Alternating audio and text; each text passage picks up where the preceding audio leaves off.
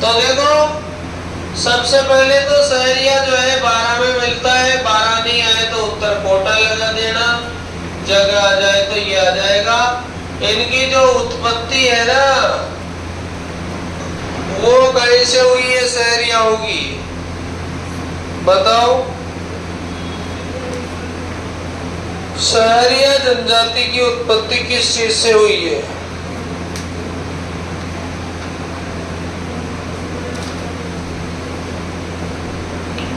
तो इनकी उत्पत्ति फारसी शब्द से हुई है, और फारसी शब्द का नाम क्या है?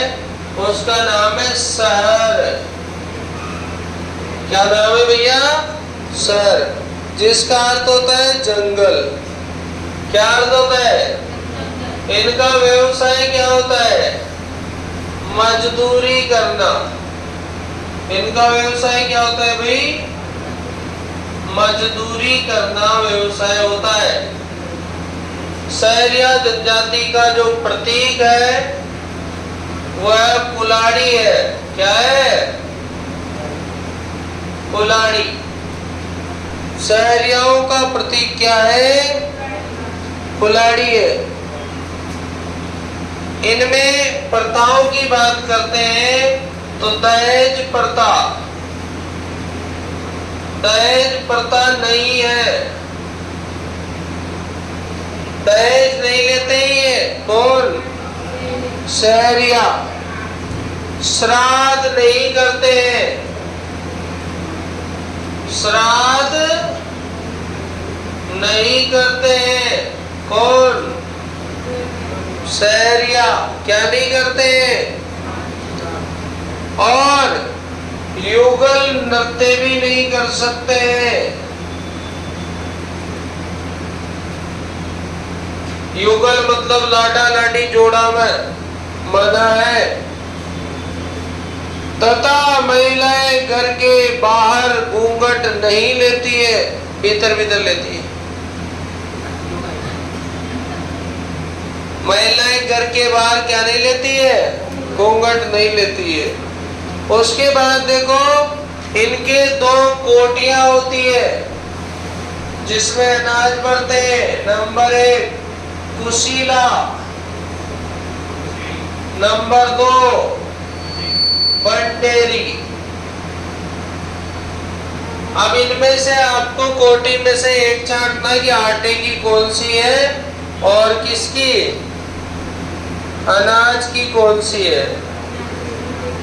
तो अनाज के लिए तो आती है कुशीला और आटे के लिए आती है बंडेरी। अनाज के लिए कौन सी आती है? कुशीला। और इसके लिए आटे के लिए कौन सी आती है?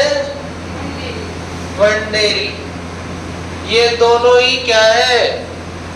अनाज भरने की क्या है? ये कोटियां है। इनमें दारी संस्कार किया जाता है। इस लाइन में लिख लेना, दारी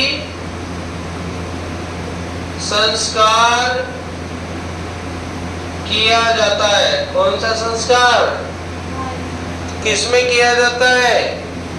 सहरियाओं में किया जाता है। कौन सा संस्कार है? दारी संस्कार।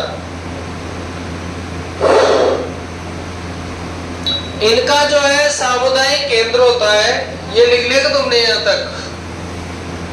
इनका जो सामुदायिक केंद्र होता है उसको कहते हैं बंगला। सामुदायिक केंद्र को क्या कहा जाता है? उसको बंगला कहा जाता है।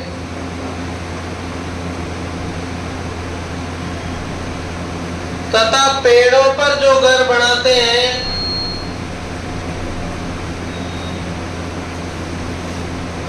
उसको कोरवा कहा जाता है। पेड़ों पर जो घर बनाते हैं उसे क्या कहा जाता है? कोरवा कहा जाता है।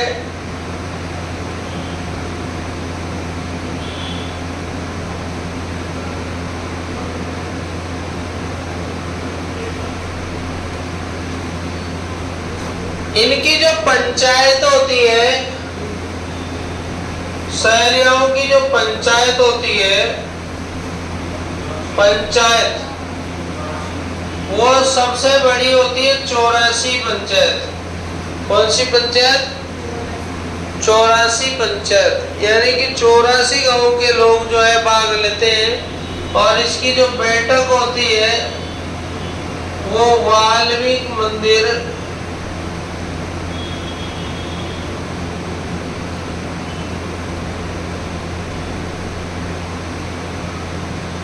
कहां पर होती है? सीताबाड़ी में। 84 पंचायत की बैठक कहां पर होती है? सीताबाड़ी में होती है, वाल्मीकि मंदिर में होती है।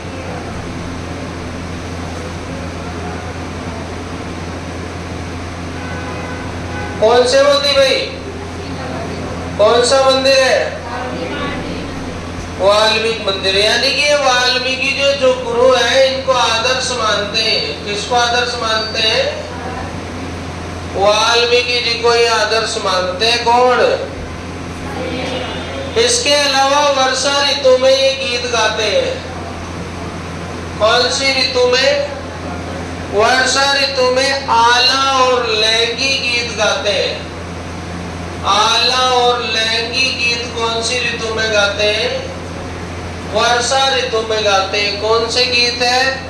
आला और लैंगी गीत है। इसके अलावा संक्रांति पर जो आती है ना, कब आती बताओ? संक्रांति पर ओंगी खेलते हैं। संक्रांति पर क्या खेलते हैं? ओंगी खेलते हैं। शहरियाओं का जो मुखिया होता है उस मुखिया को कोतवाल कहते हैं। क्या कहते हैं भैया? कोतवाल साहब आ रहे हैं, कोतवाल कहते हैं। तुम्हारे दोस्तों ने कोई तो उसका नाम रख लेना, कोतवाल, याद रह जाएगा। मुखिया को क्या कहते हैं? और इनको नरेगा में जो है विशेष जानकारी, इनको सुविधाएं प्राप्त होती है। 35 किलोग्राम गेहूं प्लस घी इनको दिया जाता है पौष्टिक भोजन। किसके? शहरियाओं के लिए। तो ये है सब। इसके अलावा ये होली पर धमाल गीत भी गाते हैं। होली पर कौन से गीत गाते हैं? और ये जो है दीपावली पर जो है अपने गीत गाते हैं। ईद, कौन से गीत गाते हैं? ईद कब गाते हैं? ये दीपावली पर गाते हैं। और सीताबाड़ी में ज्येष्ठ महीने की कब लगती है भाई? ज्येष्ठ महीने की अमावस के दिन क्या लगता है? कुंभ मेला लगता है। कहाँ पर लगता है ये? सीताबाड़ी में। तो और इनके जो शब्द होते हैं, शहरियाओं के शब्द होते हैं, उनमें फारसी भाषा के शब्द होते हैं। कौन सी भाषा के?